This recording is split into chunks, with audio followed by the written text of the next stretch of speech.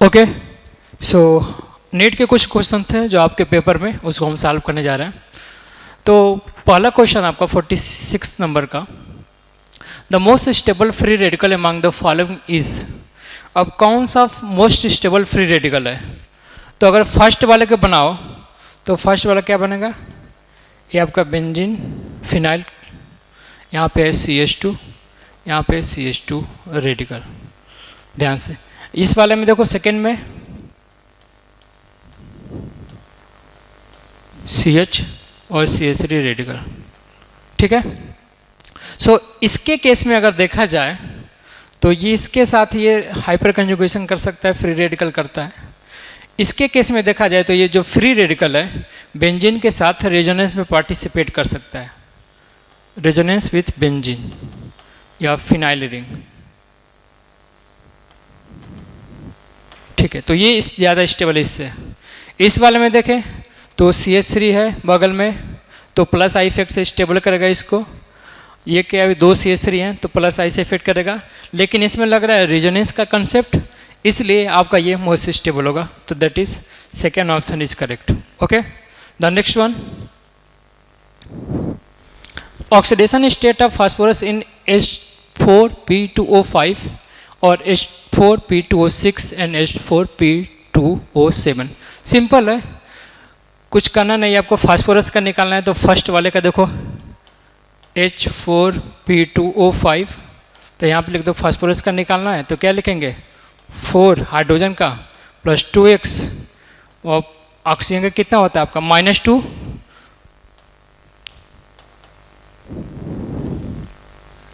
Oxygen का होता है आपका -2, तो यहाँ पे लिख दो 5 इंटू -2, ये कंपाउंड न्यूट्रल ओवरऑल तो 0 हो जाएगा। तो 4 + 2x - 10 = 0, तो 10 हो गया आपका, इधर माइनस ये आपका 2x, तो -6 होएगा, और 2x की वैल्यू आएगी आपकी +6, तो x की वैल्यू आ जाएगी आपकी +3। तो इसमें फास्फोरस है +3। दूसरे में देख लेते हैं H4P2O6। ध्यान से सेम चीज़ यहाँ पे भी 4 + 2x - 12 = 0, तो 2x = 8, तो x = +4। तो इसमें फास्फोरस क्या है जी +4, ठीक है। तीसरे में देख लेते हैं +4 है यहाँ पर। तीसरा देख लेते हैं मॉलिक्यूल है आपका H4P2O7, H4P2O7, तो ये 4 + 2x - 14 = 0, सो x = क्या आ जाएगा 10, ये 14 - 4 10 हो गया, 10/2 आपका आ जाएगा 5। तो इसमें ऑप्शन कौन सा करेक्ट हो जाएगा 3 4 5, 3 4 फोर्थ ऑप्शन। तो फर्स्ट वाला 3, सेकेंड वाला 4, फिर इसके बाद आपका 5, तो डी ऑप्शन फोर्थ ऑप्शन आपका करेक्ट है, ठीक है। कोई डाउट इसमें? ठीक है। Next, which of the following group has the highest plus I effect. तो plus I effect alkyl group दिया है, तो एल्काइल में हमको पता है कि अगर 3 डिग्री अगर है आपका एल्काइल, तो इसका जो प्लस आई होता है वो सबसे ज़्यादा होता है, ठीक है। फिर उसके बाद क्या आपका 2 डिग्री का, फिर उसके बाद आपका 1 डिग्री का, फिर इसके बाद आएगा आपका मिथाइल का। तो प्लस आई का ऑर्डर देख लो कौन सा होगा इसमें, 3 है CH3 CH3C, ये कार्बन वाला, तो आपको आ जाएगा प्लस आई। इसका सबसे ज़्यादा, सबसे कम किसका होगा जी, इसका सबसे कम होगा 1 का। सो हाईएस्ट प्लस आई इफेक्ट किसका होगा जी आपका 4th का, ठीक है। दिस वन 3 डिग्री आपका, दैट्स वाई। ओके, चलो next, electromeric effect is what. अब थोड़ा सा इधर देखो, इलेक्ट्रोमेरिक इफेक्ट क्या है बेसिकली बात करें तो, अगर इफेक्ट देखा जाए तो अलग अलग तरीके का इफेक्ट है। जैसे इंडक्टिव इफेक्ट की हम बात करें, जैसे मान लो HCl है, HCl में Cl इलेक्ट्रॉन खींचेगा -I की वजह से, हाइड्रोजन का इलेक्ट्रॉन जाएगा +I की वजह से, तो इस मॉलिक्यूल में इंडक्टिव इफेक्ट लग रहा है और इस पे थोड़ा सा पॉजिटिव चार्ज और इस पे आएगा स्लाइटली नेगेटिव चार्ज, ठीक है। अब इस पे स्लाइटली नेगेटिव चार्ज, इस पे स्लाइटली पॉजिटिव चार्ज, तो इसके अंदर हमेशा एक पोलैरिटी रहेगा। ये that is inductive effect. Inductive effect एक तरीके का परमानेंट इफेक्ट है, मतलब मॉलिक्यूल में हमेशा प्लस और माइनस रहेगा। किसकी वजह से? इंडक्टिव इफेक्ट की वजह से। किसकी वजह से? इंडक्टिव इफेक्ट की वजह से। लेकिन जैसे मान लो कि मैंने लिया एल्कीन और यहाँ पे लिया मैंने ऐसे करके और मैंने इसको रिएक्शन करा दिया H प्लस और Cl माइनस से, मतलब HCl से, तो होगा क्या? ये आएगा इसके पास, यहाँ पे जुड़ जाएगा H और एक जुड़ेगा आपका Cl। अब इसमें आपका रिएक्शन हुआ तो H प्लस जुड़ा, फिर दूसरे स्टेप में आपका Cl माइनस जुड़ गया, ठीक है। सो ये इफेक्ट हुआ, इसमें बॉन्ड टूटा, तो ये इफेक्ट आपको बोलते हैं, ये इलेक्ट्रोमेरिक इफेक्ट है, इसको बोलते हैं इलेक्ट्रोमेरिक इफेक्ट। अगर ये इफेक्ट कब आया? ये इफेक्ट तब आया जब HCl इस पे ऐड हुआ। अगर इस पे HCl नहीं है तो इस पे कोई भी इफेक्ट नहीं काम करेगा, मतलब इलेक्ट्रोमेरिक इफेक्ट काम नहीं करेगा। किसी कारणवश अगर हम HCl को निकाल लें किसी तरीके से, तो फिर से आपका ये कन्वर्ट हो जाएगा, इसमें रिटर्न बैक हो जाएगा, ठीक है। फिर आपका क्या हो जाएगा? ये रिटर्न बैक हो जाएगा। ये तो सिर्फ तो एक टेम्परेरी इफेक्ट है, इलेक्ट्रोमेरिक इफेक्ट एक तरीके का टेम्परेरी इफेक्ट है, ठीक है। HCl ऐड किया तो वो बन गया, जब HCl रिमूव कर देंगे तो फिर से अपनी ओरिजिनल स्टेट में आ जाएगा। लेकिन ये हमेशा प्लस माइनस रहेगा ड्यू टू इंडक्टिव इफेक्ट, और इंडक्टिव इफेक्ट एक तरीका परमानेंट इफेक्ट होता है, ठीक है। तो ये आपका क्या जी? Electromeric effect is a temporary effect. तो आपका सेकेंड ऑप्शन करेक्ट है। नेक्स्ट, हाँ, heterolytic fission of covalent bond in. अब हम लोगों ने डिस्कस किया होगा क्लास में कि अगर कोई है ए और बी, तो ये बॉन्ड दो तरीके का टूट सकता है। बॉन्ड कितने तरीके से टूट सकता है? दो तरीके से। एक होता है होमोलिटिक, एक होता है आपका हेट्रोलिटिक। तो suppose there is two electron, एक इलेक्ट्रॉन ए का है, एक इलेक्ट्रॉन बी का है। तो होमोलिटिक फिजन में क्या होता है आपका? जो इलेक्ट्रॉन इसका होगा वो इलेक्ट्रॉन, मतलब एक इलेक्ट्रॉन इधर जाके एक इलेक्ट्रॉन इधर, तो ये होमोलिटिक फिजन होता है। और इसमें बनता है आपका फ्री रेडिकल, ऐसे बॉन्ड टूट गए, फ्री रेडिकल बनता है। लेकिन अगर यही हेट्रोलिटिक फिजन हो, क्या हो जी? हेट्रोलिटिक फिजन मतलब कि ये इलेक्ट्रॉन या तो इसके पास जाएगा पूरा का पूरा, तो एक दोनों में से कोई ना कोई एक ऐसा होगा जो पूरा इलेक्ट्रॉन ले लेगा अपने पास। तो ए टूट गया प्लस में और एक इलेक्ट्रॉन चला गया बी के पास, तो बी बन गया आपका माइनस, ठीक है। अब जब होमोलिटिक होगा तो फ्री रेडिकल बनेगा, और जब हेट्रोलिटिक होगा तो एक कैटायन बनेगा, एक मेरा एनायन बनेगा, ऐसा नो। तो होमोलिटिक में ये, हेट्रोलिटिक में ये बनता है। तो पूछा क्या है? हेट्रोलिटिक, तो आपका बन गया कैटायन और एनायन। तो देखो कौन सा आ गया? बोथ, कैटायन एनायन दोनों बनेंगे, ठीक है। Next, the most stable carbonium ion among the following is. अभी हम लोगों ने एक रिएक्शन उधर देखा था क्वेश्चन फ्री रेडिकल का, तो ध्यान से देखो, ये बेंजीन है, यहाँ पे भी बेंजीन मतलब फिनाइल रिंग है, और फिनाइल रिंग के बीच में कार्बन और इस कार्बन पे कार्बोकैटायन, बहुत स्टेबल होता है ये, ठीक है। यहाँ पे हाइड्रोजन है। अब ये जो कार्बोकैटायन है इसमें रिजोनेंस में पार्टिसिपेट कर सकता है, यहाँ पे भी यहाँ पे। तो इसमें रिजोनेंस में पार्टिसिपेट करेगा तो इसका रिजोनेंस स्ट्रक्चर्स बनेगा अलग और इसका बनेगा अलग। इसमें एक रिंग है तो सिर्फ एक ही रिजोनेंस करेगा। इसमें आपका सिर्फ लगेगा आपका हाइपर कंजुगेशन, 3 अल्फा हाइड्रोजन है इसमें। इसमें अगर देखा जाए तो सिर्फ इसमें 2 अल्फा हाइड्रोजन से है ये वाला। इसके साथ इसमें डिफरेंस क्या है, ध्यान से,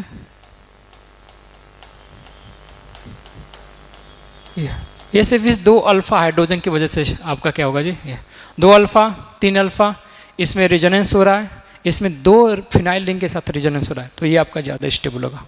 मोस्ट स्टेबल, लिस्ट स्टेबल कौन होगा इसमें से? लिस्ट स्टेबल की अगर बात करें तो ये होगा चौथा वाला आपका, फोर्थ, क्योंकि 2 अल्फा हाइड्रोजन है, ये इस रिजोनेंस में पार्टिसिपेट नहीं करेगा, ठीक है। तो ये वाला 2 अल्फा हाइड्रोजन, यहाँ पे कितने अल्फा हाइड्रोजन 3, तो ये लिस्ट स्टेबल है, ये आपका मोस्ट स्टेबल है। ओके, तो फर्स्ट ऑप्शन आपका करेक्ट है। सेकंड, नेक्स्ट, रिडक्शन इन्वॉल्व, सबको पता है ऑक्सीडेशन में क्या होता है, इलेक्ट्रॉन का निकलना, लॉस ऑफ इलेक्ट्रॉन, और रिडक्शन में क्या होता है, गेन ऑफ इलेक्ट्रॉन। जैसे फ्लोरीन है, फ्लोरीन ये 2 इलेक्ट्रॉन लेगा तो बन जाएगा F-, this is gain of electron is reduction. Loss of electron जैसे सोडियम है, सोडियम इलेक्ट्रॉन देगा तो क्या बन जाएगा, प्लस इलेक्ट्रॉन, तो ये होता ऑक्सीडेशन।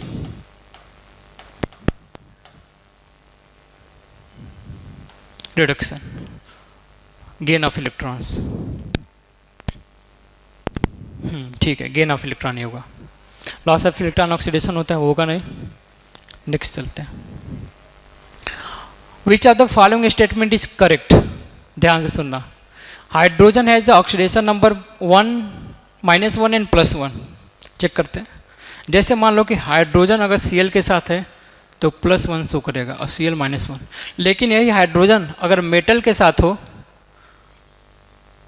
मेटल हाइड्राइड जिसको बोलते हैं, इसके केस में जो हाइड्रोजन का ऑक्सीडेशन होता है वो हमेशा होता है -1। जैसे सोडियम हाइड्राइड, यहाँ पे सोडियम +1 और हाइड्रोजन आपका -1, तो हाँ कि ये करेक्ट है, ये हो सकता है। ठीक है, hydrogen is the same electronegative as the halogens, नहीं, हाइड्रोजन का 2.1 होता है, हैलोजेंस का चेंज होता रहता है। Hydrogen is the same ionization potential as alkali metal, नहीं, हाइड्रोजन आपका नॉन मेटल है, एल्कली आपका मेटल्स है, तो इनका आयोनाइजेशन पोटेंशियल हाइड्रोजन का ज़्यादा होगा as compare to alkali metals, तो फर्स्ट आपका सही होगा, फर्स्ट। ठीक है, नेक्स्ट आ जाइए आप लोग, which are the following structure satisfy the sp2 sp2 sp sp sp2। तो ध्यान से देखो, इस कार्बन में फर्स्ट वाले में कितने हाइड्रोजन है, कितने बॉन्ड बनाए, सिग्मा बॉन्ड, तो एक कार्बन ये है, एक हाइड्रोजन इधर है, एक हाइड्रोजन इधर है कि नहीं फर्स्ट वाले में। तो मैं थोड़ा इसको अच्छे से बना लेता हूँ।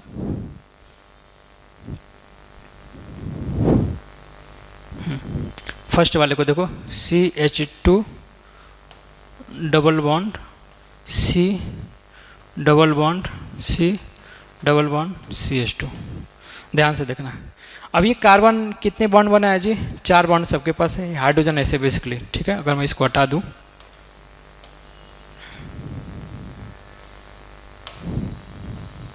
तो आपका ऐसे कार्बन। अब इस कार्बन पे देखो कितने सिग्मा बॉन्ड है, 1 2 3 सिग्मा बॉन्ड, इस कार्बन के सराउंडिंग में 3 सिग्मा, तो 3 सिग्मा का मतलब होता है 1 S और 2 P, sp2। इस कार्बन के बगल में कितना सिग्मा, 1 सिग्मा इधर, 1 सिग्मा इधर, 2 सिग्मा, तो sp2। पाई को नहीं लेते हैं हाइब्रिडाइजेशन में। ठीक है, इस कार्बन के में तो ये भी आपका sp2, ये दोनों सेम एक ही हैं, तो ये आपका sp3। तो आपका फर्स्ट वाला तो करेक्ट नहीं है, नहीं होगा। सेकेंड चेक करते हैं, CH2, तो ये भी आपका क्या हो जाएगा, sp2, ये भी आपका हो जाएगा sp2। ये sp2 क्या होगा, सेम, 1 सिग्मा इधर, 1 सिग्मा इधर, एक हाइड्रोजन होगा उसका सिग्मा इधर होगा ना। इसमें देखते हैं एक हाइड्रोजन इधर है, तो 1 2 3 सिग्मा, तो ये भी sp2 और ये भी sp2, सारे के सारे sp2 हैं, ये भी नहीं। तीसरा देखते हैं, ये होगा sp2, ये होगा sp2, ये देखो कार्बन 4 बॉन्ड बनाए, तो 1 सिग्मा इधर है, 1 सिग्मा इधर है, ये कार्बन है, तो ये हो जाएगा sp कार्बन। ये कार्बन एक हाइड्रोजन से सिग्मा बॉन्ड बनाया है और 1 सिग्मा बॉन्ड इधर है, तो ये भी हो जाएगा क्या आपका sp। तो देखो आई थिंक ये सही है, sp2 sp2 sp और sp। सो थर्ड ऑप्शन आपका करेक्ट है। इसमें क्या होगा, sp sp sp sp। ठीक है, तो आपका थर्ड ऑप्शन करेक्ट है। ठीक है, नेक्स्ट आ जाओ, which are the following shows the plus M effect. ध्यान से देखना, मैं बताया था, मतलब एक होता है कि अगर बेंजीन रिंग पे कोई भी ऐसा एटम हो, एटम जिसके ऊपर लोन पेयर हो, तो प्लस एम शो करता है। क्या शो करता है जी, प्लस एम। फर्स्ट वाले को लेके चलते हैं, 3 डिग्री एमाइन है, लोन पेयर इसके पास है, नहीं 2 डिग्री, जुड़ जाएगा तो 3 डिग्री हो जाएगा, ठीक है। ये इसके पास है लोन पेयर। अब लोन पेयर हमेशा इधर जाएगा, तो ये लोन पेयर अगर बेंजीन से डायरेक्ट जो एटम अटैच है उसके ऊपर अगर लोन पेयर होता है तो वो आपका होता है प्लस एम, अगर पाई बॉन्ड होता है तो आपका होता है माइनस एम, ठीक है। जैसे ये वाला ग्रुप है, ये माइनस एम शो करेगा, ये वाला दूसरा वाला कैसे देखो,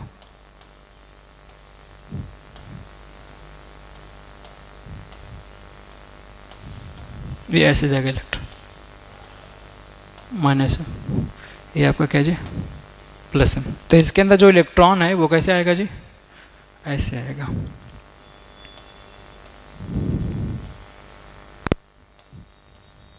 ऐसे इलेक्ट्रॉन। तो ये आपका प्लस एम, वो आपका माइनस एम।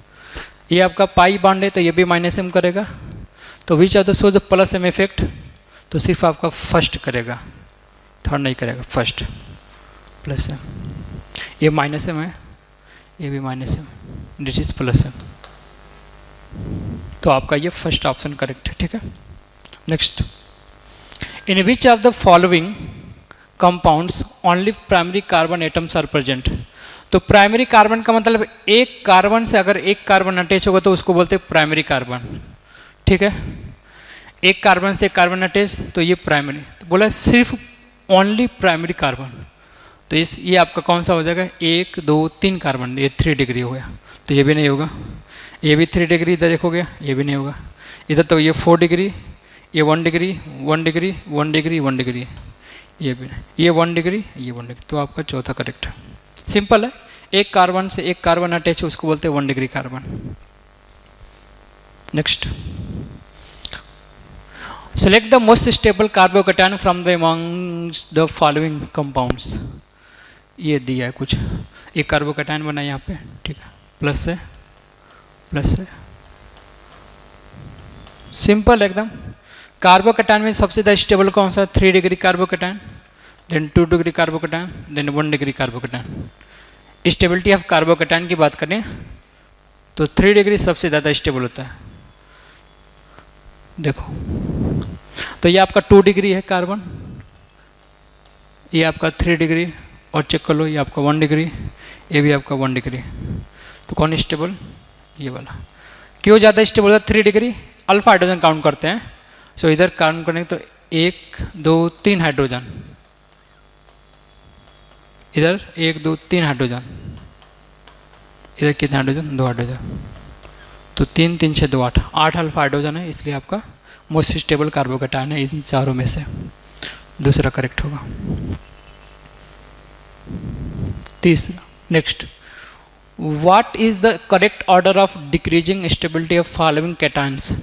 तो कैटायन से मतलब पॉजिटिव चार्ज है, इसको चाहिए इलेक्ट्रॉन, क्या चाहिए इसको, इलेक्ट्रॉन। तो अगर ये कार्बोकैटायन, ये 2 डिग्री कार्बोकैटायन, इसके बगल में 3 3 6 अल्फा हाइड्रोजन है, 6 अल्फा हाइड्रोजन है। अल्फा हाइड्रोजन कितने हैं, 6। तो ये हाइपर कंजुगेशन शो करेगा, ठीक। इधर देखो, तो ये लोन पेयर है इसके पास, क्या जी, लोन पेयर। इसको इलेक्ट्रॉन डायरेक्टली दे देगा बिना किसी संकोच के। इधर भी अल्फा हाइड्रोजन कितना, 2 3 अल्फा हाइड्रोजन, ये कुछ नहीं करेगा। तो इधर अरे 2 और 3 5 अल्फा हाइड्रोजन है, मतलब हाइपर कंजुगेशन होगा। एक तरीके का मेसोमेरिक हो रहा है एक तरह से, ये देखा जाए तो। ये प्लस चार्ज चला गया इसके पार्ट, बैक बॉन्डिंग जैसा एक केस है ना, कि यहाँ पे वैकेंट ऑर्बिटल है, डायरेक्ट इलेक्ट्रॉन चला गया, तो बहुत स्टेबल होता है जी। ये सबसे स्टेबल सबसे ज़्यादा स्टेबल होता है कि बगल में प्लस चार्ज है, इसको डायरेक्ट इलेक्ट्रॉन मिल गया, ऑफ क्या चाहिए, डायरेक्ट बॉन्ड बना। तो ऐसे है ये दूसरा वाला, कैसे है, सी, इसके पास है कार्बोकैटायन, यहाँ पे बन गया ऑक्सीजन, ऑक्सीजन के पास है लोन पेयर, इसके साथ बॉन्ड बना लिया, क्या बना लिया इसके साथ, बॉन्ड, ऑक्सीजन। और ये आपका CH3 था, ये इसलिए मोस्ट स्टेबल आपका। तो सबसे ज़्यादा स्टेबल की बात करें तो दूसरा होगा, फिर पहला और तीसरा में बात करें तो पहला अल्फा हाइड्रोजन ज़्यादा, फिर आपका तीसरा। तो 2 1 3, फर्स्ट 2 1 3, ये स्टेबल नहीं होगा ज़्यादा, ये 5 अल्फा हाइड्रोजन है, ये इलेक्ट्रॉन देगा ना, इलेक्ट्रॉन ले लेगा माइनस आई से, तो और अनस्टेबल हो जाएगा। 5 अल्फा हाइड्रोजन है, साथ में इलेक्ट्रॉन भी खींच रहे हैं माइनस आई। ठीक है, तो आपका फर्स्ट ऑप्शन करेक्ट होगा। ठीक है ना, 2, 1 and 3। Next, the kind of delocalization involving sigma bond orbital is called. Sigma bond किस में होता है, इसको ध्यान से देखना। Delocalization involving sigma bond orbital is called. Delocalization हो गया इलेक्ट्रॉन का, पाई का नहीं हो रहा है, सिग्मा का हो रहा है। पाई का होता है तो हम इसको बोलते हैं रेजोनेंस बोलते हैं, और मेजोमेरिक बोलते हैं। तो मेजोमेरिक नहीं होगा। इलेक्ट्रोमेरिक भी पाई बॉन्ड का होता है, पाई बॉन्ड। हाइपर कंजुगेशन ये आपका होता है, इस इलेक्ट्रॉन डीलोकलाइज होता नहीं, इसमें इलेक्ट्रॉन बस शिफ्ट होता है। सिग्मा इलेक्ट्रॉन का इसमें शिफ्टिंग होता है, बस शिफ्टिंग। हाइपर कंजुगेशन बचेगा। हाइपर कंजुगेशन जैसे मान लो कि मेरे पास है, यहाँ पे बन गया ये कार्बन कार्बन, ये जैसे कार्बोकेटाइन है ना, अल्फा हाइड्रोजन, तो इसका हाइपर कंजुगेशन स्ट्रक्चर ऐसे बनता है ना, तो ये आपका कार्बन डबल बॉन्ड कार्बन, ये हाइपर कंजुगेशन स्ट्रक्चर है। H+ इधर घूमता रहता है। सो इसमें सिग्मा बॉन्ड टूटता है, डीलोकलाइजेशन ऑफ सिग्मा इलेक्ट्रॉन, ये इलेक्ट्रॉन घूम रहा है, तो इसमें आपका आ जाएगा 59 में ये हाइपर कंजुगेशन इफेक्ट। तो सेकेंड ऑप्शन आपका करिए। इसमें डीलोकलाइज नहीं होता है, शिफ्टिंग ऑफ इलेक्ट्रॉन होता है। इसमें क्या होता है आपका, शिफ्टिंग ऑफ इलेक्ट्रॉन, ये जो 59 वाला है।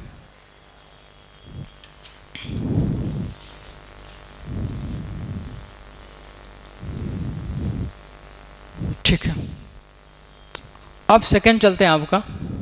अरे next, zinc +2 simple electron accept कर रहा है, तो इसको बोलते हैं रिडक्शन। अभी बताया था, सेकेंड ऑप्शन करेक्ट होगा। The oxide which can not act as a reducing agent. Reducing agent, तो रिड्यूसिंग एजेंट किसको बोलते हैं, जो इटसेल्फ ऑक्सीडाइज हो जाए।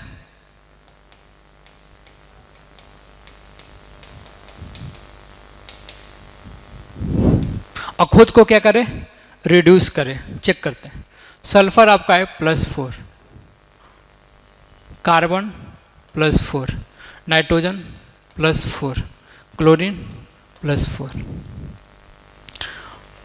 अब ध्यान से देखना, अगर कोई ऐसा कंपाउंड दे दे तो उसमें चेक करो ऑक्सीडेशन नंबर। जैसे मैं बोलूं कि ये जो CO2 है, चलो इधर देख लेते पहले, इधर सल्फर डाइऑक्साइड। जो सल्फर डाइऑक्साइड है ये रिड्यूसिंग एजेंट की तरह काम करके सल्फर +6 में जा सकता है। नाइट्रोजन भी +4 से +5 में जा सकता है, नो प्रॉब्लम। क्लोरीन भी +4 से +7 में जा सकता है, नो प्रॉब्लम। +4 से ज़्यादा हो सकता है, मोर देन +4 में जा सकता है, ऑक्सीडेशन हो सकता है इसका, मतलब रिड्यूसिंग एजेंट की तरह काम कर सकता है। लेकिन इधर यहाँ पे इसके केस में थोड़ा देखो ध्यान से, कार्बन डाइऑक्साइड का जो मैक्सिमम पॉजिटिव ऑक्सीडेशन स्टेट है वो +4 से ज़्यादा कार्बन नहीं हो सकता। Oxidation state of carbon can not be greater than +4। तो ये कभी भी आपका रिड्यूसिंग एजेंट की तरह काम नहीं करेगा, क्योंकि कार्बन +4 से ज़्यादा ऑक्सीडेशन स्टेट एग्जिस्ट नहीं कर सकता, करता ही नहीं है। तो ये आपका नहीं हो पाएगा कभी भी। तो आपका ये ऑप्शन थर्ड वाला CO2। In the reaction between ozone and hydrogen peroxide H2O2 act as क्या,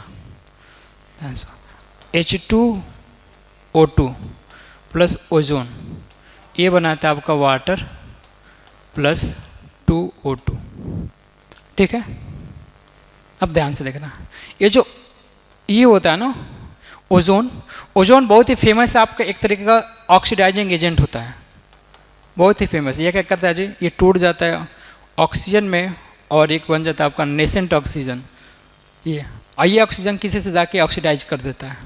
ठीक है, अब ये ऑक्सीडाइज कर, यहाँ पे क्या जी -1 है, अब ये -2 में चला गया, सॉरी नहीं, ये तो रेड्यूस हो गया इधर नहीं, इधर। तो ये ऑक्सीडाइजिंग एजेंट की तरह काम करता है, तो किसी को ऑक्सीडाइज करेगा खुद जाकर रेड्यूस हो जाएगा। तो एक तरह से देखा जाए तो यहाँ पर ऑक्सीजन -2 हो गया, तो ये ऑक्सीडाइजिंग एजेंट की तरह होता ही है। सिंपल चीज़, ये आपका ऑक्सीडाइजिंग एजेंट है तो ये आपका काम करेगा रिड्यूसिंग एजेंट के जैसा। कैसा काम करेगा जी? ओजोन बहुत ही फेमस ऑक्सीडाइजिंग एजेंट है। अगर आपने देखा होगा तो reaction of alkene ozonolysis reaction, वहाँ पे ऑक्सीडेशन का काम करता है। तो इसका मतलब ये ऑक्सीडाइजिंग एजेंट है, तो इसका मतलब ये क्या आपका रिड्यूसिंग एजेंट है। ठीक है, तो आपका रिड्यूसिंग एजेंट ये काम करेगा। ठीक है, second option is correct. Next, which are the following is correct regarding the minus effect of substituents? Minus, ठीक है। अब यहाँ पे देखो नाइट्रोजन है, O है, R है, F। तो सिंपल आपका इलेक्ट्रोनेगेटिव बात करें तो फ्लोरीन का -I ज़्यादा होगा, फिर आपका होगा ऑक्सीजन का, फिर आपका होगा नाइट्रोजन का। -I किसके बेसिस पे जी? इलेक्ट्रोनेगेटिविटी के बेसिस पे। तो देखो इसमें कौन सा है? F वाला सबसे ज़्यादा होगा, फिर O आ गया, फिर आपका क्या आ गया जी? N। और N जो भी है आपका न्यूट्रल है N। यहाँ पे तो ग्रुप लगे R ना, तो R तो एक तरीके का +I की तरह काम करता है। तो एक तरह से देखा जाए तो N के -I को कम करेगा, R इलेक्ट्रॉन देता है, जबकि नाइट्रोजन इलेक्ट्रॉन क्या करता है जी? लेता है। ठीक है, तो F आपका पूरा सेपरेट एटम है, तो क्या करेगा? इसकी इलेक्ट्रोनेगेटिविटी ज़्यादा होती है ऑक्सीजन से, फिर ऑक्सीजन की इलेक्ट्रोनेगेटिविटी होती है नाइट्रोजन से ज़्यादा। तो इंडक्टिव फेट का इलेक्ट्रोनेगेटिविटी का ऑर्डर ये है। तो आपका -I का ऑर्डर आपका यही हो जाएगा, फ्लोरीन का, फिर ऑक्सीजन ये वाला OR का, और फिर आपका ये इसका एमाइन का। तो आ जाएगा आपको first direct. Next, polarization of electron in the acrolein में भी। अब एक्रोलीन का स्ट्रक्चर देखो आपका CH2 double bond CH aldehyde. अब इसमें आप रेजोनेंस दिखाओ, रेजोनेंस कैसे होगा? तो पाई सिग्मा पाई, तो इलेक्ट्रॉन इसमें रेजोनेंस करेगा, कंजुगेशन है एक्रोलीन में। तो इलेक्ट्रॉन जाएगा इधर से इधर, फिर जाएगा इधर, तो इसका रेजोनेंस स्ट्रक्चर क्या बन जाएगा जी?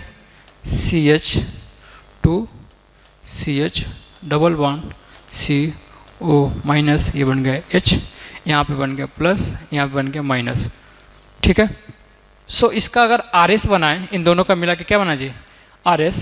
तो CH2 डबल बॉन्ड RS बनाए तो क्या बनेगा?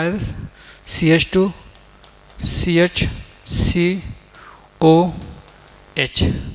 तो इस पे दो इलेक्ट्रॉन वो घूम रहा है पूरा, और इस पे होगा सोलर से पॉजिटिव चार्ज, इसके ऊपर क्या होगा जी? Negative charge. तो प्लस चार्ज आएगा किसके पास? इस वाले कार्बन के पास। ऑक्सीजन पे आएगा नेगेटिव चार्ज। तो आपका ये फोर्थ करेक्ट है, देख लो, प्लस आएगा। इलेक्ट्रॉन इधर से इधर की तरफ जा रहा है, इलेक्ट्रॉन इधर से इधर जाएगा तो क्या होगा जी?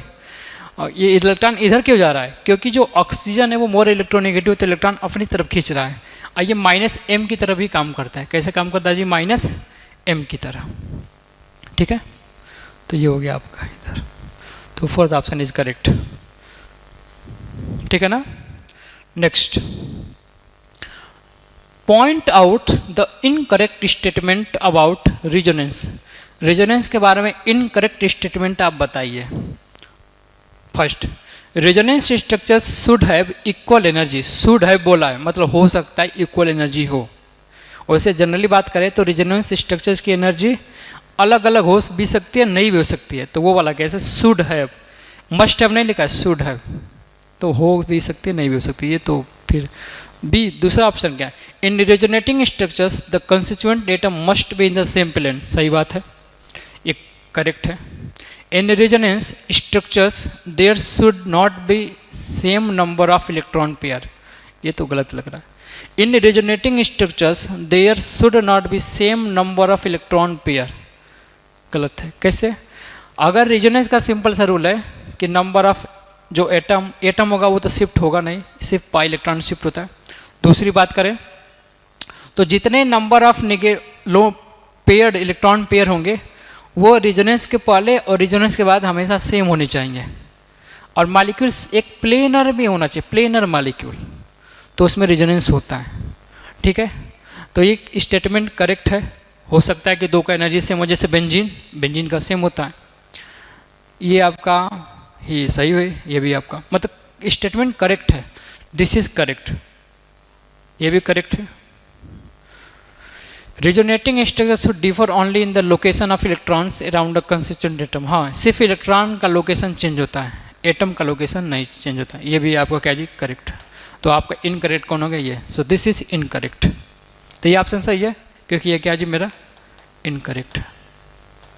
जो पूछा है विच इज इनकरेक्ट रेजोनेंस में ना। ठीक है, next, in which of the following resonance will be possible. अब रेजोनेंस के लिए कंडीशन क्या कि पाई सिग्मा पाई या पाई सिग्मा लोन पेयर का कंडीशन होना चाहिए। तो यहाँ पे देखो पाई बॉन्ड है, इधर कोई पाई बॉन्ड है, इसमें रेजोनेंस नहीं होगा। पाई सिग्मा पाई, इसमें रेजोनेंस हो जाएगा, बस इसमें resonance pi sigma sigma pi नहीं, दूर हो गया। अगर यहाँ पे होता तो हो जाता, तो यहाँ पे भी आपका नहीं होगा, तो इसमें आपका रेजोनेंस हो जाएगा। पाई सिग्मा पाई का एक कंजुगेशन आ जाए, कंजुगेट आना चाहिए, पाई सिग्मा पाई या पाई सिग्मा लोन पेयर, ऐसे पाई सिग्मा पॉजिटिव चार्ज या पाई सिग्मा नेगेटिव चार्ज, या फिर एक और कंडीशन है पाई सिग्मा फ्री रेडिकल। ये सारे के सारे कंडीशन हो तो उसमें रेजोनेंस आपका पॉसिबल होता है। ठीक है, ये आई बात समझ में, ये पॉसिबल है। अगर ये हो जाए तो इसको भी बोलते हैं रेजोनेंस हो इसके अंदर, जैसे लोन पेयर हो गया, यहाँ पे प्लस आ जाए तो इलेक्ट्रॉन इधर जा सकता है इसके पी ऑर्बिटल में, वैकेंट पी ऑर्बिटल में ना। तो ये भी एक तरीके का इसमें भी रेजोनेंस मानते हैं। ठीक है, तो आपका second option is correct. Next अगर देखा जाए, which of the following regarding the resonance energy of benzene is correct. Benzene में रेजोनेंस हो रहा है। अब resonance energy energy required to break the bond, नहीं, बॉन्ड ब्रेक करने के लिए एनर्जी दूसरी होती है, मतलब बॉन्ड डिसोसिएशन एनर्जी, तो ये करेक्ट इनकरेक्ट है। Resonance energy required to break the C bond, नहीं, ये भी bond dissociation energy. Resonance energy is the measure of the stability of benzene. हाँ, बेंजीन अगर घूमेगी तो रेजोनेंस होगा, रेजोनेंस होगा तो एनर्जी रिलीज होगी, एनर्जी रिलीज होगी तो बेंजीन आपका स्टेबल हो जाएगा। ठीक है ना, तो ये स्टेबिलिटी बताता है बेंजीन का। Resonance energy is the energy required to convert the cyclohexane, नहीं, साइक्लोहेक्सेन नहीं, उसको बोलते हैं हीट ऑफ हाइड्रेशन, मतलब हीट ऑफ हाइड्रोजनेशन, वो एनर्जी होता है। मतलब बेंजीन को एल्केन में कन्वर्ट करने के लिए, जैसे मान लो कि हमने हाइड्रोजन ऐड कर दिया 3 हाइड्रोजन, तो ये एनर्जी आपका ऐड होगा, तो ये आपका बनेगा साइक्लो। ये आपका जो एनर्जी इसके लिए रिक्वायर्ड होगा उसको बोलेंगे हीट ऑफ हाइड्रोजनेशन। ठीक है, मतलब वो होता भी नहीं, एनर्जी रिलीज होती है बेसिकली उसमें देखा जाए तो। ठीक है, ये हो गया। तो ये आपका तीसरा करेक्ट है। स्टेबिलिटी बताता है रेजोनेंस, जितना ज़्यादा रेजोनेंस एनर्जी होगा बेंजीन उतना ज़्यादा स्टेबल होगा। ठीक है, नेक्स्ट, तो आपका ये करेक्ट हो गया, थोड़ा बोला। नेक्स्ट चलते हैं, hyper conjugation involves overlap of what. Hyper conjugation example लेके चलते हैं, जैसे कार्बन है, यहाँ पे है आपका पाई बॉन्ड, यहाँ पे आपका हाइपर कंजुगेशन पूछा है, तो हाइपर स्ट्रक्चर बना ही लेते हैं कुछ, जैसे मान लो कि सी अल्फा, ये अल्फा हाइड्रोजन यहाँ पे। ठीक है, तो इसमें हाइपर कंजुगेशन होता है, और जैसे इसमें हाइपर कंजुगेशन हो तो क्या हो जाता है आपका, मतलब इसको हम थोड़ा अच्छे से बना लें। जैसे मान लो कि मेरे पास है CH3 C double bond CH and CH2, तो इसमें हाइपर कंजुगेशन होता है, यहाँ पे H है जो। अब इसमें ये जो H का ये सिग्मा बॉन्ड है, ये अल्फा हाइड्रोजन, इस रिंग से इस जो डबल बॉन्ड है इसके बगल वाला कार्बन को बोलते हैं अल्फा कार्बन। इस अल्फा कार्बन पे जो हाइड्रोजन होगा अल्फा हाइड्रोजन, और वही अल्फा हाइड्रोजन आपका रिस्पॉन्सिबल होता है हाइपर कंजुगेशन के लिए। तो ये हो सकता है डबल बॉन्ड भी हो सकता है, कभी कभी कार्बोकेटायन भी होता है, बेंजीन भी होता है, फ्री रेडिकल भी होता है। तो आप कई केस में आपका हाइपर कंजुगेशन होता है, बेंजीन में हो सकता है, एल्कीन में हो सकता है, कार्बोकेटायन में हो सकता है और फ्री रेडिकल में हो सकता है, 4 में हो सकता है, ठीक है, लेकिन एनायन में नहीं होता है। अब ध्यान से सुना, conjugation involve the overlap of following orbital, ठीक है।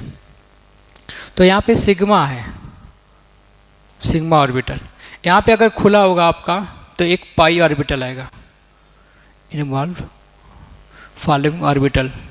कौन सा ऑर्बिटल इन्वॉल्व है, hyper conjugation involve overlap the following orbital, ठीक है, सिग्मा, यहाँ पे आएगा पी ऑर्बिटल, ये ठीक है। तो इसमें अगर देखा जाए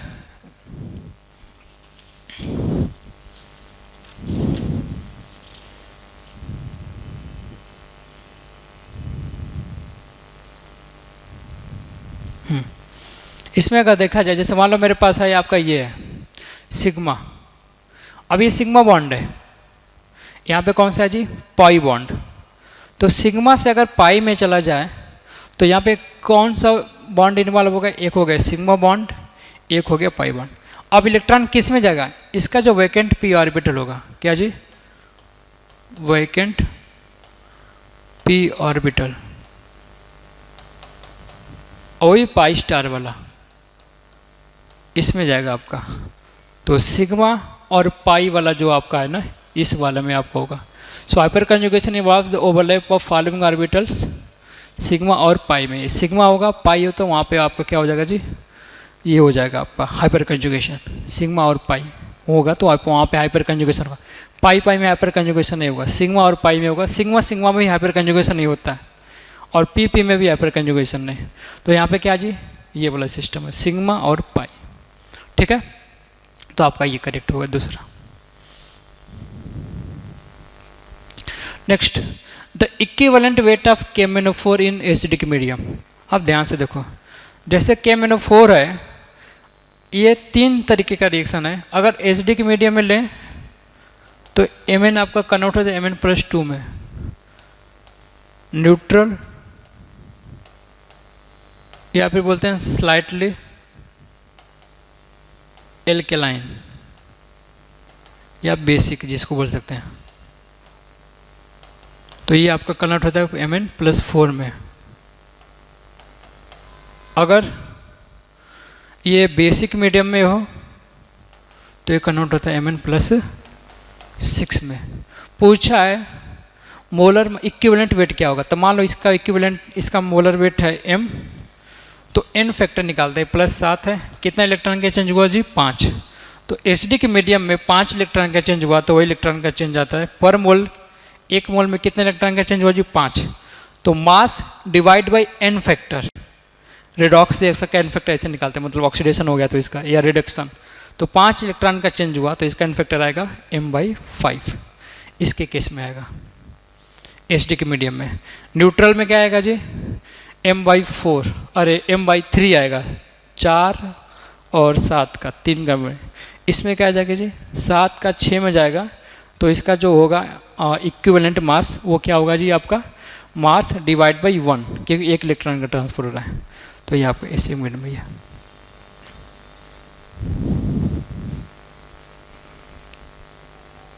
इन which of the following compounds nitrogen exhibit the highest oxidation state.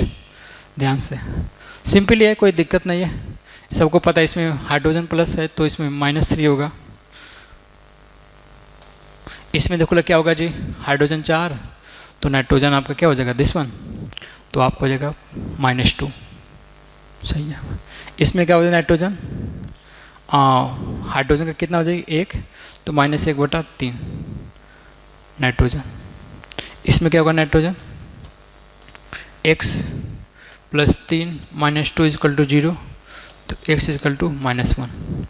अब सबसे हाईएस्ट पूछा ऑक्सीडेशन नंबर, तो सारे नेगेटिव में है, तो नेगेटिव का जो वैल्यू सबसे कम होगा वही मेरा हाईएस्ट वैल्यू होगा, तो ये रहा है, ठीक है।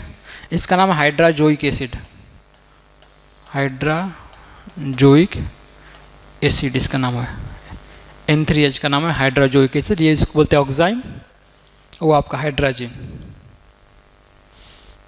Order of stability of following carbocation, ध्यान से देखो, ये पाई बॉन्ड के बगल में ये CH2 के बगल में, ये बेंजीन के ऊपर कार्बोकेटाइन बहुत स्टेबल है, तीसरा सबसे ज़्यादा स्टेबल होगा बेंजीन में। फिर इसमें देखा जाए तो इसमें रिजोनेंस हो गया, यहाँ रिजोनेंस था, बेंजीन में था इसलिए ज़्यादा स्टेबल है। फिर इसमें भी रिजोनेंस है पाई के साथ, CH2 डबल बॉन्ड ये पाई के साथ, यहाँ भी आपका क्या हो जाएगा जी रिजोनेंस। तो यहाँ पे फर्स्ट इसमें रिजोनेंस नहीं हो रहा है, इसमें सिर्फ 2 अल्फा हाइड्रोजन है, तो आपका आएगा ये तीसरे नंबर पे। तो 3 1 2 3 1 2 आपका ये तीसरा करेक्ट है। कौन सा? ये वाला करेक्ट है, जो भी हो, चौथा आई थिंक आएगा, फोर्थ होगा तो ये करेक्ट होगा। 3 1 2 ठीक है, 1 2 3 3, फिर आपका आएगा 1, फिर आपका आएगा 2, सही है। Next, an element which never has a positive oxygen state in any state. Fluorine most electronegative element है, ऑलवेज -1, तो सबको पता है, ऑलवेज -1 करते हैं, always -1। The oxidation number and the electronic configuration of the sulphur in H2 is 4 +6 होगा इसमें, कैसे? 2 + x - 8 = 0, तो x = +6 +6। सल्फर का कितना होता है जी 16, 6 निकल गया तो 10 हो जाएगा आपका, 10 + 6 में, तो क्या हो जाएगा 1s2 2s2 2p6 2p6, ये वाला चौथा आपका +6 हो गया, साथ में इसका इलेक्ट्रॉनिक कॉन्फ़िगरेशन हो गया, किसका जी? इन दिस में, इसमें sp2 + 6, ठीक है, ये सही है। मतलब 6 इलेक्ट्रॉन निकलने के बाद, सही था ना? 1 मिनट, 8 2 10, हाँ सही है। Next, the oxidation state of IPO is, अब I आयोडीन है मान लो, तो X मान लो, फास्फोरस आपका ये PO4 होता है, आपको पता है फॉस्फेट आयन PO3-, तो डायरेक्ट निकल जाएगा यहाँ से, इसमें फास्फोरस +5 होता है, तो -3, यानी कि ये क्या होगा जी I आपका +3 में होगा, तो आपका दूसरा ही करेक्ट हो जाएगा। PO4 फॉस्फेट आयन पे चार्ज होता है -3, वैसे भी निकालोगे तो आ जाएगा X + 5 - 8 = 0, तो x = +3 आ जाएगा, फास्फोरस +5 है इसमें। H2CO, और यहाँ से देखो ध्यान से, ये देखो कैसे होता है, H2C6 1 मोल इसका लिया है, इसका n मोल कुछ भी लिया है, हमसे नहीं मतलब, आज इधर देखते हैं क्या बनेगा। ऑक्सीजन लिया है, तो कार्बन कितना है 2, तो CO2 बनेगा 2, पक्का, ये तो पक्का है। हाइड्रोजन कितना है 6, वाटर मॉलिक्यूल बन रहा है आपका, तो 3 बनेगा, तो आपका हाइड्रोजन आपका जाके बैलेंस हो जाएगा 6, कुछ भी हो। अब पूछा क्या है कि the coefficient of CONH2O, ratio पूछा है, रेशियो क्या होगा, CO2 2 और वाटर का 3। कोई पूछेगा ऑक्सीजन कितना होगा, तो काउंट कर लो ऑक्सीजन, इधर कितना ऑक्सीजन है 4 ऑक्सीजन, इधर कितना है 4 3 7 ऑक्सीजन, तो इधर हो जाएगा आपका 7/2 ऑक्सीजन, ठीक है। इसका भी पूछ सकता था कोफिशिएंट का रेशियो, ये हो जाएगा आपका, तो कौन सा 2:3 3 नहीं 2:3, ठीक है सही है। कंबशन रिएक्शन था वो आपका, combustion reaction. Which of the following has been arranged in the decreasing order of oxidation state of sulphur. ध्यान से देखते हैं, सल्फर होता है आपका +6, इसमें आपका हो जाएगा +4, ऑक्सीजन 2 2 4, इसमें होगा -2, इसमें क्या होगा सल्फर चेक करना पड़ेगा, सल्फर इसमें आ जाएगा आपका, इसका स्ट्रक्चर देख लो, SO यही होता है शायद, OH,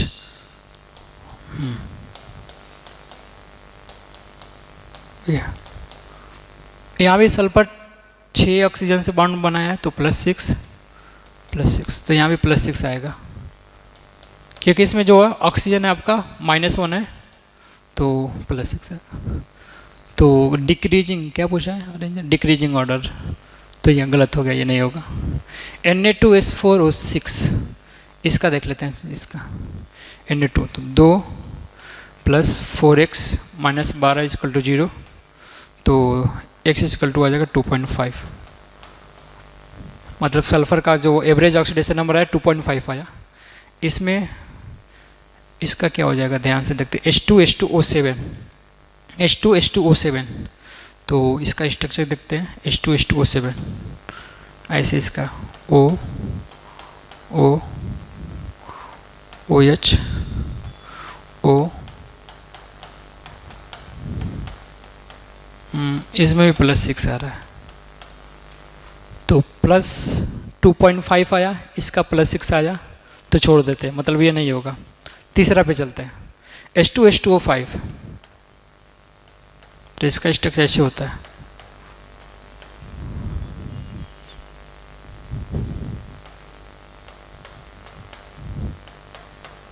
ये H2HO5, इसमें आपका क्या जी +6, यहाँ पे भी है +6, इसमें क्या जी +4 आएगा, 2 प्लस का अच्छे आपका माइनस, तो आएगा +4, इसमें क्या आ जाएगा, इस क्लोरीन आपका नेगेटिव है, इलेक्ट्रोनेगेटिव आपका +2, इसमें आएगा -2, तो डिक्रीज हो रहा है, 6 से आया 4, 4 से आया 2, फिर 2 से आया आपका -2, तो इसमें डिक्रीज हो रहा है, तो यही आपका करेक्ट ऑप्शन हो जाएगा। ठीक है, बाकी सबका निकालोगे तो हो जाएगा आपका, सिंपल है। ठीक है, तो ये ठीक है, इसमें कोई दिक्कत नहीं होना चाहिए। तो डिक्रीजिंग ऑर्डर में आपका ये तीसरा वाला तो करेक्ट हो जाएगा ना। Next, when SO2 is passed through the acidified potassium dichromate the solution oxidation state of sulphur will change. तो सल्फर डाइऑक्साइड है, K2Cr2O7 से हुआ है, तो ये एक तरह से +6 है, ये स्ट्रॉन्ग ऑक्सीडाइजिंग एजेंट होता है। तो क्या करेगा, सल्फर +4 को ऑक्सीडाइज करेगा और बहुत अच्छा स्ट्रांग होता है, तो इसको पूरा ऑक्सीडाइज करके कन्वर्ट कर देगा SO3, मतलब सल्फर +6 में आ जाएगा। 4 से किस में चला जाएगा जी, 6 में, एसिडिक मीडियम में आपका कन्वर्ट होकर चला जाएगा इसमें, ये तो बन जाएगा। अगर इसका रिएक्शन लिखना चाहते हो तो ऐसे होता है, मान लो मैंने ले लिया H2SO4, जैसे बनता है आपका CrSO4 थ्राइस क्रोमियम +3 में आ जाएगा, प्लस बन जाएगा, देखो सल्फर बन गया ये, ठीक है, सारे के सल्फर, फिर इसके बाद K2SO4 बन जाएगा, और बाकी जो बनेगा तो आपका इसमें +6 में सारे के सारे चले जाएंगे सल्फर, सारे के सारे सल्फर चले जाएंगे +6 में। रिएक्शन बैलेंस नहीं है, अपने हिसाब से बैलेंस कर लेना। मन इसमें क्या है, मेन मोटिव ये आपका गुड स्ट्रॉन्ग ऑक्सीडाइजिंग एजेंट है, सल्फर +4 में इसको ऑक्सीडाइज करके +6 में कन्वर्ट देगा, तो +4 से +6 में चला जाएगा ये।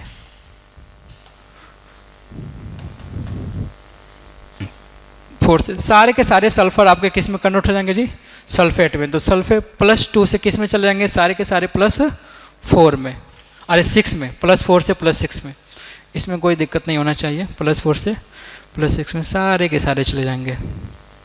ठीक है, अब चलते हैं नेक्स्ट रिएक्शन। ठीक है, इसमें वाटर बनता है, क्या रिएक्शन बैलेंस कर लेना, तो आपका तीसरा ऑप्शन करेक्ट है। चौथा, oxidation number of nitrogen in HNO3, simple है जी, 1 + x - 6 = 0, तो x = +5, ये तो बहुत तेजी था जी। Next, the n factor of the Fe2S in the following reaction, ध्यान से देखना। इसमें देखो सल्फर, तो सल्फर आपका ऐसे S- -1, आयरन होता है +2, ये सल्फाइड डाइसल्फाइड का ऐसे फार्मूला होता है। ऑक्सीजन आपका 0 है, प्लस से किस में जा रहा है ऑक्सीजन, आपका ये ऑक्सीजन है -6, तो ये आ जाएगा आपका +3। N factor of Fe2S, n factor इसका देखना है सिर्फ, तो क्या करेंगे, 2 से गया 3 में। अच्छा, सल्फर भी चेंज हो रहा है, यहाँ पे सल्फर क्या जी, -1, ठीक है, -1 से चला गया आपका सल्फर +4 में। तो कोई भी अगर इस तरीके का रिएक्शन हो जिसमें क्या हो जी, एक आपका ऑक्सीडाइज हो, दूसरा भी ऑक्सीडाइज हो, जब दोनों का ऑक्सीडेशन होगा, मतलब कोई ऐसा रिडॉक्स रिएक्शन हो जिसमें कोई कंपाउंड का कैटायन या फिर एनायन एक ऑक्सीडाइज हो और दूसरा रिड्यूस हो, तो इसका जो एन फैक्टर होता है, एन फैक्टर, वो होता है n factor of oxidation and n factor of reduction.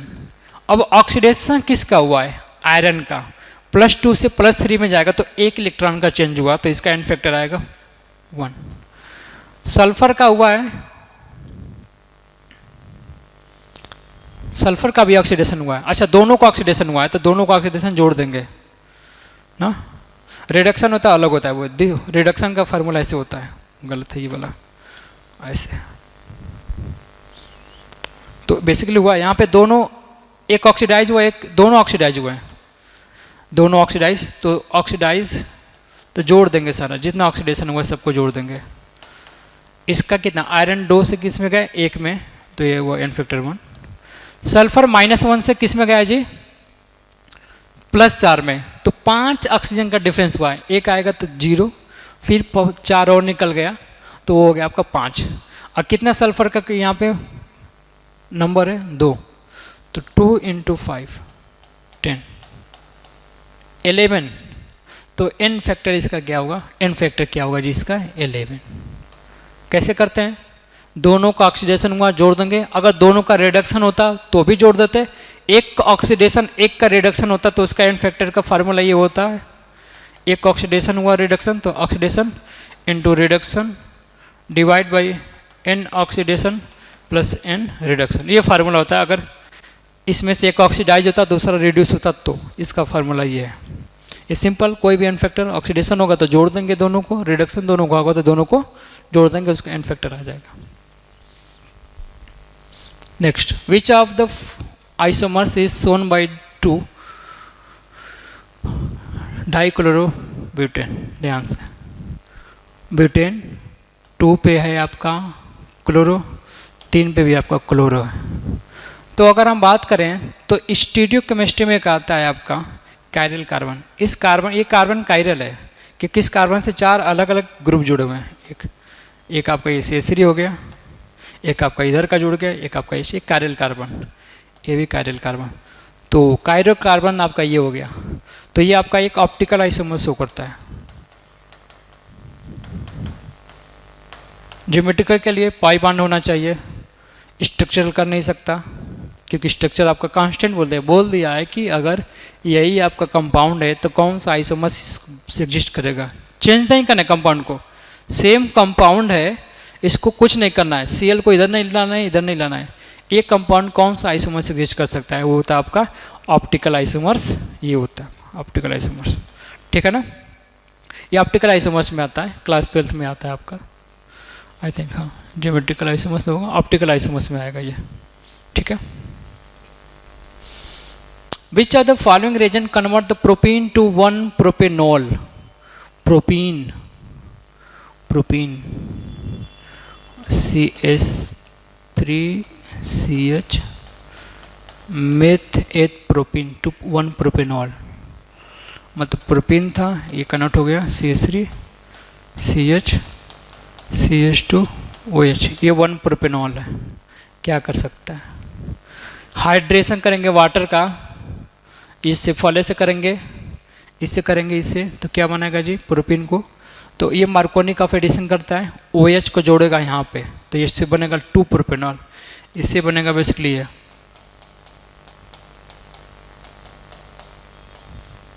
एक कोश के OH बेस है, तो इसका कुछ रिएक्शन होगा नहीं, वैसा एल्कोहल नहीं बन पाएगा। MgSO4 NaBH4, NaBH4 water attack करेगा, ये भी नहीं हो पाएगा आपका।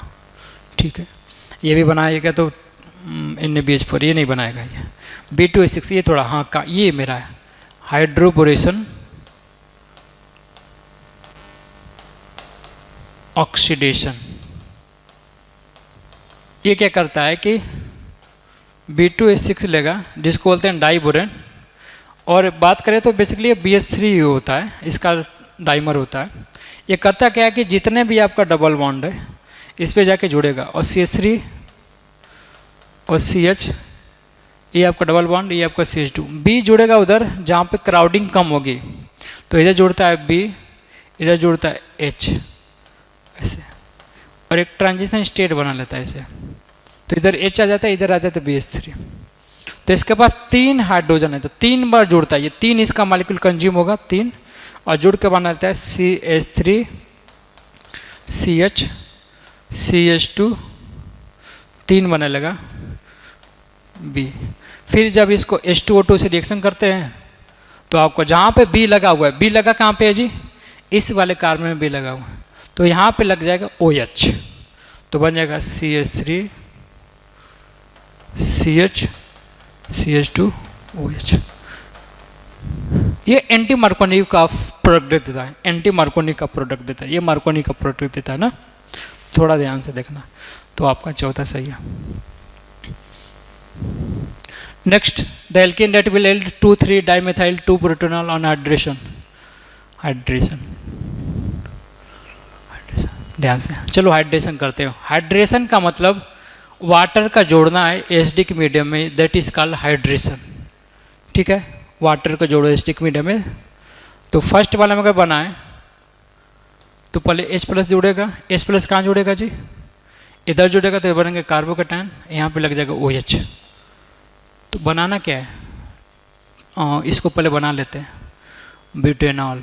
ब्यूटेनॉल का मतलब 1 2 3 4 कार्बन, 2 3 डाईमिथाइल ब्यूटेनॉल, 2 पे क्या है, ब्यूटेन है, यहाँ पे मैंने कहा OH, ये है OH। ऐसे देखो तो कौन सा ऐसा है, तो ऐसा कौन सा दिख रहा है, 1 2 3 4 कार्बन ये दिख रहा है। तो अगर इस पे जोड़ें इसको, इस वाले पे, तो एक कार्बोकेटायन लग जाएगा H+, और फिर दूसरे में आपका वाटर अटैक कर देगा इस पे, यहाँ पे नहीं,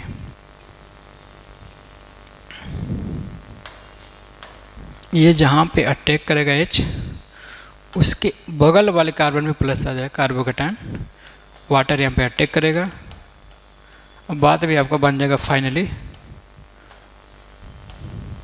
OH बन गया ब्यूटेनॉल। वही बात है, सेम चीज़। तो दिस इज 2 1 2 3 4 2 3 डाईमिथाइल ब्यूटेन, 2 पे ऑल लगा alcohol, 2 butanol. Aromatization of n heptane by the passing over this, ये एरोमाटाइजेशन कराता है, एल्केन है मेरा, एनहेप्टेन। एनहेप्टेन मतलब 7 कार्बन, 1 2 3 4 5 6 7, 1 2 3 4 5 6 7। ये करता क्या है कि इस रिंग को साइकिलाइज करता है, ये जो ओपन चैन है इसको साइकिलाइज करता है इस तरीके से ताकि एक रिंग बन जाए। तो 7 है इसमें, तो 6 को अपन यहाँ पे इस तरह का बन, जैसे ऐसे है ना, ये ऐसे 1 2 3 4 5 6 7 इस तरीके से साइकिलाइज करता है, और इसको कन्वर्ट करता है एक रिंग में। कैसे जी, एक रिंग बना देता है, बेंजीन रिंग, ऐसे एरोमाटाइजेशन। इसका नाम है टॉलुइन।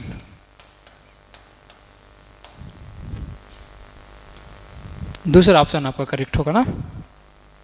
तो जब भी हो आपका, तो अगर 6 मेंबर रिंग बनेगा हमेशा, 6 मेंबर रिंग, अब बाकी को जो होगा वो बच जाएगा। ठीक है, अगर मैं हेक्सेन लेके चलता तो बेंजीन बनता, हेप्टेन लेके चला तो बेंजीन से एक कार्बन ज़्यादा आएगा, तो सिर्फ ए बनता है, एक ही कंपाउंड बनता है इसमें ना, इस वाला में। विच of the product will be form by the reaction, alkaline, ये तो ये बनाएगा। ये क्या करता है जी, एल्कीन है तो इस पर 2 कार्बन जोड़ देता है, अरे डबल बॉन्ड है, H है, तो यहाँ पे एक OH जोड़ देगा एक साइड में, और एक जोड़ देगा ये, तो 2 OH जोड़ देता है। इसका कॉमन नेम नाम है इसका एथाइलिन ग्लाइकॉल। क्या नाम है इसका, एथाइलिन ग्लाइकॉल, कॉमन नेम। तो ये आपको हो गया। एसिड नहीं बनेगा, बस यहीं पे ला देके इसको छोड़ देगा, बन जाएगा यहीं तक। Among the following the aromatic compound, aromatic compound के लिए क्या केस है, 4n+2 पाई इलेक्ट्रॉन, सारे क्या होने चाहिए जी, sp2 planar, complete delocalization of pi electron,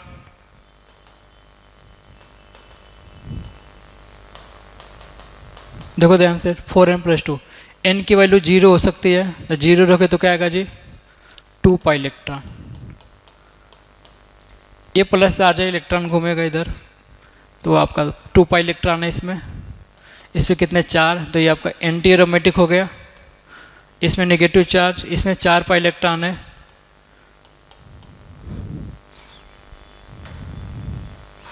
ये भी आपका एंटी एरोमेटिक, ये घूमेगा इसमें 4 है, ये भी आपका anti aromatic,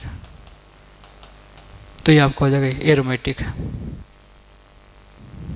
which will not react with the acetylene, ध्यान से सी कौन सा रिएक्शन नहीं करता है, NaOH को कराते हैं। अगर NaOH रिएक्शन करेगा तो क्या बना लेगा,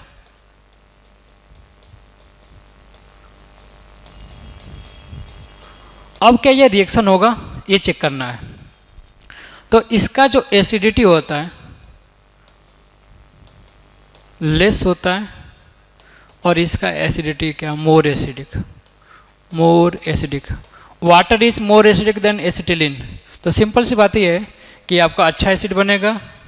तो कोई भी अगर एसिड बेस रिएक्शन होता है तो आपको देखना क्या है कि राइट साइड में बनने वाला एसिड वीक होना चाहिए, जबकि इसमें क्या हो गया जी, अपोजिट। हमेशा वीक एसिड और हमेशा स्ट्रॉन्ग एसिड वीक एसिड में जाएगा, और हमेशा स्ट्रॉन्ग बेस वीक बेस में ही जाएगा। तो बनने वाला हमेशा वीक होना चाहिए। वो रिएक्शन मेरा क्या होगा जी, फिजिबल रिएक्शन होगा या फिर स्पॉन्टेनियस रिएक्शन होगा।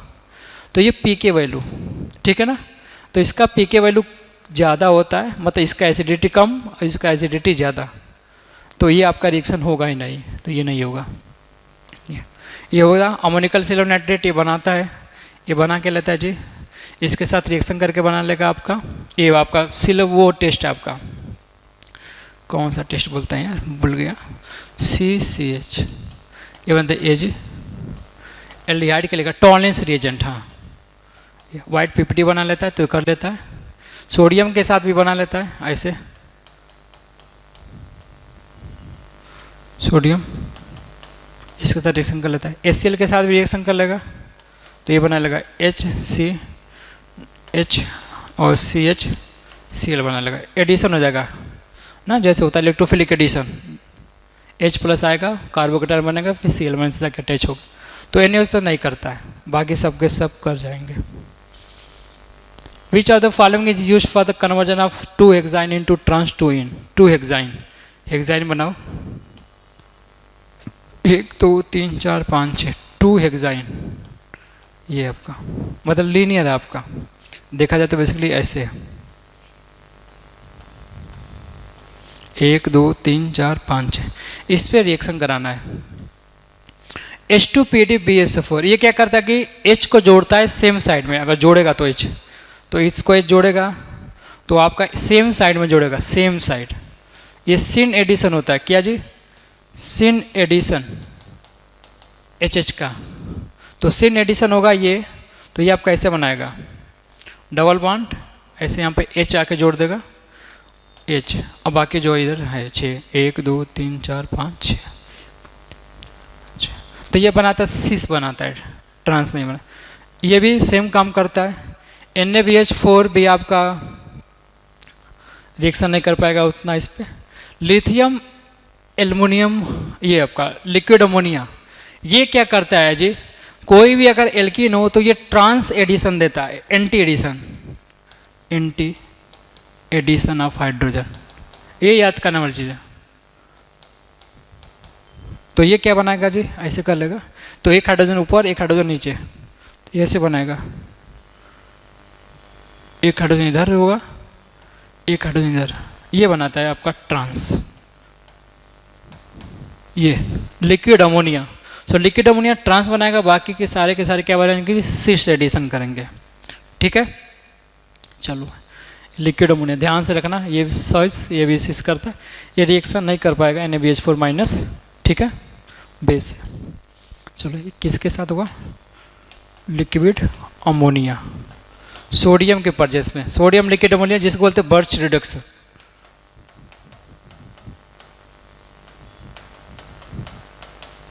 बर्च रिडक्शन, ठीक है। चलो next, the alkene this reacts readily with B2H6 and form the product P which oxidation with alkyl hydrogen peroxide product. ये तो ऐसा रिएक्शन है B2H6 हाइड्रोबोरेशन ऑक्सीडेशन, तो क्या करेगा CH B कहाँ पे जुड़ेगा जी, इसके पास, और जहाँ पे B जुड़ेगा वहीं पे मेरा जुड़ जाएगा क्या जी, 3 बार करेगा तो सारे हाइड्रोजन हट जाएंगे, तो 1 by 1 करेंगे।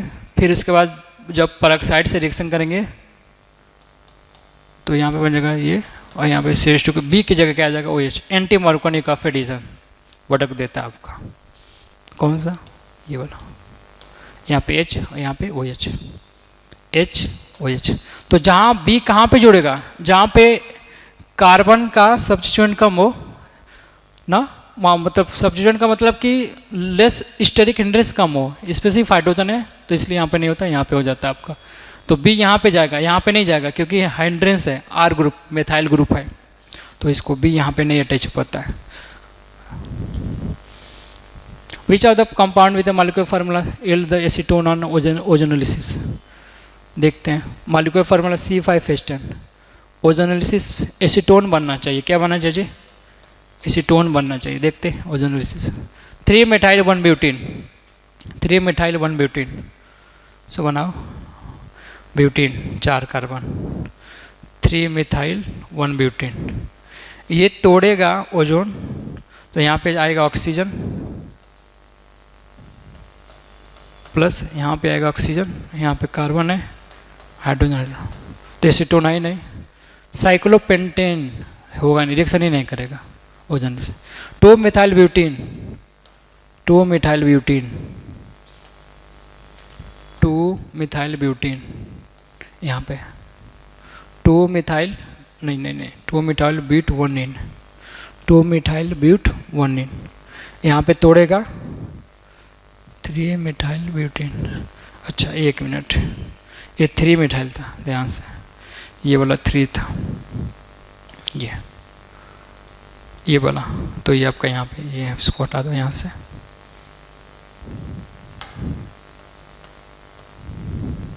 यहाँ पे H है, यहाँ पे CH3 है, तो ये नहीं, ये तो नहीं है कि एसीटोन नहीं, ये एल्डिहाइड है, फॉर्मेल्डिहाइड। हाँ तीसरा ये देखते हैं, इसको तोड़ेगा तो ये भी एसीटोन आपका नहीं बनेगा, ये प्लस HCH बन के रह जाएगा। ये लास्ट वाले देखते हैं आपका, 2 methyl butene, 2 methyl butene, 1 2 3, 2 methyl butene, ये इसको अगर तोड़ोगे तो देखो क्या बनेगा, ये बनेगा ऐसे। सिंपली करना क्या है, डबल बॉन्ड को तोड़ो, वहाँ पे ऑक्सीजन लगा दो एल्कीन के, और कुछ नहीं करना है, ये इसमें ये बनेगा, तो ये बन गया मेरा एसीटोन, यही है एसीटोन, डाईमिथाइल कीटोन एसीटोन, इसी को बोलते हैं। ठीक है, तो ये आपका कौन सा करेक्ट होगा जी, 4th वाला। The compound formed as a result of oxidation of ethyl benzene, ethyl benzene. So benzene के ऊपर कोई भी एल्काइल ग्रुप लगाओ, उसको अगर KMnO4 से रिएक्शन कराओगे तो स्ट्रॉन्ग ऑक्सीडाइजिंग एजेंट है, तो बेंजीन को बना देगा बेंजोइक एसिड। हमेशा कोई भी लो, कोई भी ग्रुप लगा दो यहाँ पे, कोई भी ग्रुप, इसको तोड़ेगा, यहाँ पे लगा देगा COOH, बेंजोइक एसिड, बहुत ही फेमस रिएक्शन है ये। तो क्या बनेगा जी, बेंजोइक एसिड चौथा, ये। ठीक है, okay, thank you all of you.